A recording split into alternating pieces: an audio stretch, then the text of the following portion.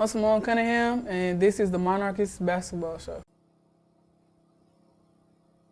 The following presentation is brought to you by the Pride of ODU, the official NIL collective of Old Dominion Athletics.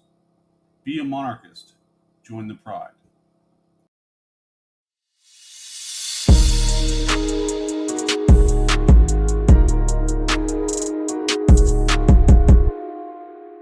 Hey, Kelsey, thank you for joining us. Great to sit down and chat. No problem. How is this season going for you so far? It's going good. I'm still finding a rhythm within this system and with the team, but it's a challenge that I look up to, and I know this system is a pro-like system, so I know when I can be able to feel comfortable in it, that I'm mocking my game as a pro. But other than that, it's been good. I have built relationships with my teammates and the coaching staff and people here at ODU. You started your career at a conference foe, South Alabama, contributing from day one. You started 30 games as a freshman. That's not common at all. How did your experiences at South Alabama prepare you for success at Old Dominion? The word that you saying, experience, it took me a while to realize, it took me to this year to realize that I played 30 games as a freshman, and I thought it was normal then because I was doing it, but to think about it, most freshmen don't get that opportunity that I got. So here at ODU, when I came in, I was just already ready, set to go because I have 2 years of experience. But if you look at it, it's like more experience than people get in 4 years. So it just made me already comfortable, and I already know what goals I could set coming in and just meeting them standards. All right, so you won Freshman Player of the Year in the Sun Belt, Yeah. and then you entered the portal. What other opportunities did you have along with Old Dominion when you were in the portal? Well, after the Freshman of the Year, when I went through a coaching change, I had a lot of opportunities going through that coaching change, like a lot coming out that Freshman of the Year award, which is a big award that sits you like, okay, I had a lot of eyes on me. I had Auburn, all the local southern schools, and then finally getting into the portal my sophomore year, I had pretty much every top contender in the Sun Belt, Tennessee schools, Florida schools, just a lot down there in the South. But I just wanted to get out of that area, a chance to grow in a different environment and different competition. I think this is my first time coming up here playing all these different schools like Howard, William, and Cary. It's just like it's a different level of competition up here and different playing styles as I'm used to down there in the South. I mean, we play local schools in, Louisiana and maybe Tennessee, and we all have the same like playing style. So when I got up here, it's different. The cutting game action, the big HBCUs, then you have the Richmonds. It's like the playing style up here and stuff. That's what sets it apart from all them different opportunities that I had when I got into the portal. All right, so this team's got a lot of new faces, you being one of them. Apart from hoops, what should Old Dominion fans know about you? I'm very laid back. I'm to myself, but I like doing new things. It's just I do new things as it approaches me. So I just don't think people know that. When you see me on the court, you probably think like, oh, she's very outgoing, like outside of basketball. But I think like outside I'm very like to myself and very passive. But on the court, like I'm just very competitive, energy going, driven. All right, so every team has a different identity. What would you describe this year's women's basketball team's identity as? Competitive. Over my 3 years of college basketball, this is the most competitive team I have ever been on. And I think one thing that's make a team competitive is our talent level. Like, it's at an all-time high. We have 14 people that can score in 14 different ways. As you can see, I think we 12 games in. It's been a different starting lineup every game. That just goes to show, like, the talent level is high. When a high talent level, the competitiveness is crazy. It's no day that you can come into practice thinking that you can feel comfortable when the next man next to you have a higher standard than yours. So it's very competitive in this atmosphere. So you've got experience playing at South Alabama, a lot of experience in those first 2 years.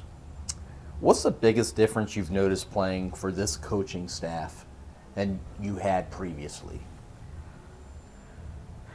I mean this in a good way. It's like I'm doing less, but I'm doing more.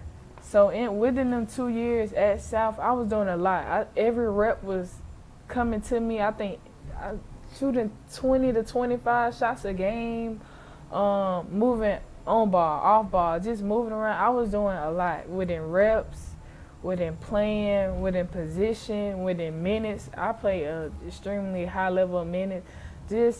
I was doing a lot. And here, I think I can finally be comfortable in a role. I think I have been strictly off ball, and I can get on ball if I want to, but it has allowed me to be comfortable within my game.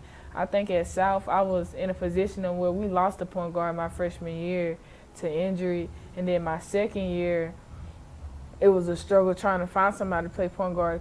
So I have bounced around in positions, and here I just feel like I found my free area of playing off wing, and now I can move to point guard, move to the four, without having it being forced within a game plan. And I think that has helped me a lot to now I'm finally in my natural stand of scoring the ball, picking up on my defense, being a leader off ball, not necessarily always having the ball in my hand. So it's just like now them catch and shoot opportunities there for me.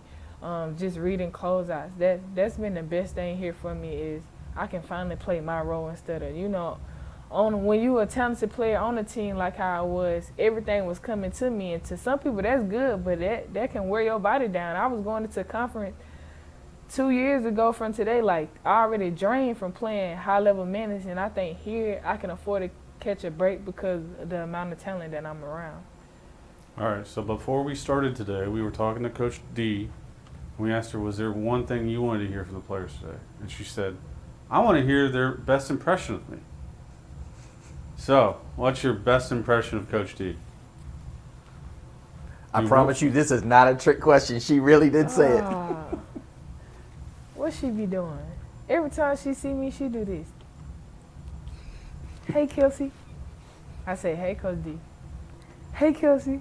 Just to get me smiling. That's the best one I got. All right. Tell us something about one of your teammates that most fans wouldn't know. Jaden is so silly. Jaden dances, joke, and play around all day, like showing all her teeth. Like Jaden is the most like outgoing, silliest person I have ever met. Like it's so unserious. All right. So the next few are going to be just fun questions. Don't think too much about it. We'll keep it running. Favorite pregame meal? Salmon and mashed potatoes. All right. What's that favorite pregame song you've got to listen to? Dang. Right now I think it's Heart of a Woman by Summer Walker.